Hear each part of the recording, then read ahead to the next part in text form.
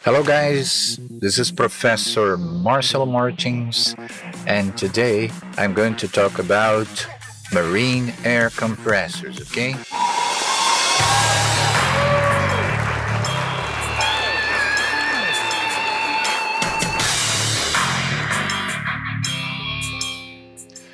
Okay, this time I decided to apply some changes, and the most important one is that our classes from now on will be divided into chapters, okay? So let's get started. Let's see some advantages related to the usage of compressed air.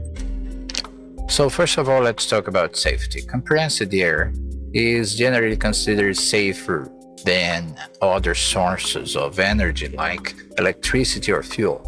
As a consequence, it reduces the risk of fire and explosion, since it doesn't involve flammable materials. Second point is reliability. Compressed air systems are known for their reliability. They can operate in harsh conditions, including extreme temperatures, without compromising their performance.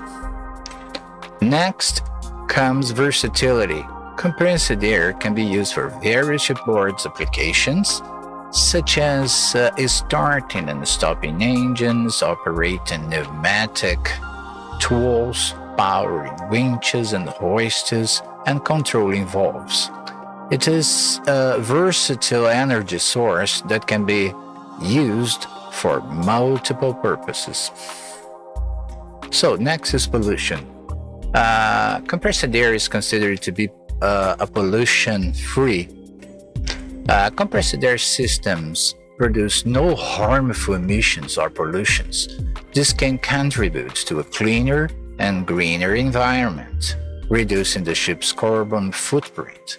And the last one, but not the least, comes cost effectiveness. Compressed air systems can be more cost effective in the long run as they require less maintenance compared to other power systems. They have fewer moving parts, reducing the need of frequent repairs and replacements. Now, let's consider three disadvantages of using compressed air in the engine room. The first one is energy inefficiency. Compressed air systems can be less energy efficient compared to other power systems. Energy losses occur during compression, storage, and conversion back to mechanical work, leading to lower overall efficiency. The second one is limited energy storage. Compressed air has limited energy storage capacity to provide continuous power. Ships may require large and heavy air storage tanks, which can take up valuable space on board. Maintenance challenges. While compressed air systems generally require less maintenance, they still need regular actions, cleaning, and lubrication. Ensuring the integrity of our lines and preventing air leaks can be a challenge, requiring diligent maintenance practice.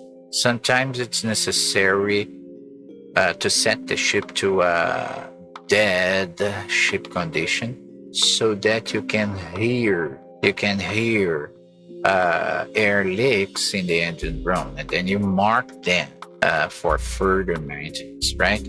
So I've chosen two possibilities here, but of course, they are suggestions. Feel free to choose other two ones, right? The first one is safety. Compressed air is generally considered safer than other energy sources. And the second one is reliability. Compressed air systems are known for their reliability. Now task 1.2.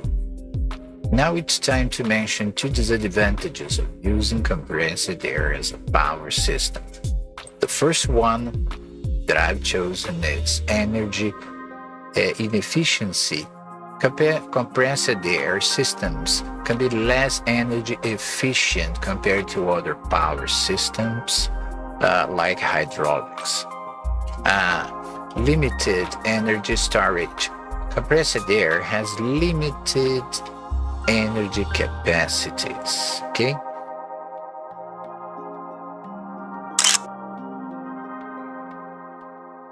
That there are two generic principles for compression of air or any other gas: positive displacement compression and dynamic compression.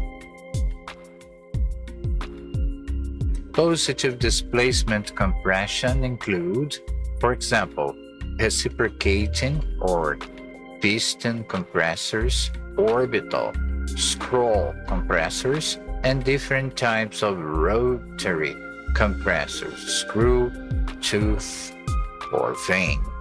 In positive displacement compression, the air is drawn into one or more compression chambers, which are then closed from the inlet.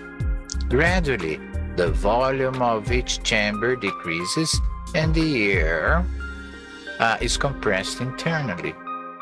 When the pressure has reached the designed built-in pressure radio, a portal valve is opened and the air is discharged into the outlet system due to the continued reduction of the compression chamber volume.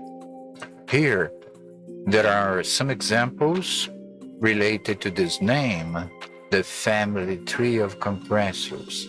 Here we start with the dynamic ones, right? From top to bottom. Of course, there are other types. This is only short, let's say, representation, okay? And according to special industrial needs, other types can be developed. Finally, let's check the answers. Answer number 1. There are two generic principles for the compression of air or any other gas: positive displacement compression and dynamic compression, right? And now the examples. Number 2. We start with the dynamic principle, and the radial compressor is a good example of this same principle. And as an example of positive displacement, there are the reciprocating compressors. This is the end of part 1. Okay, next week I will release the second part of this video. Okay, bye.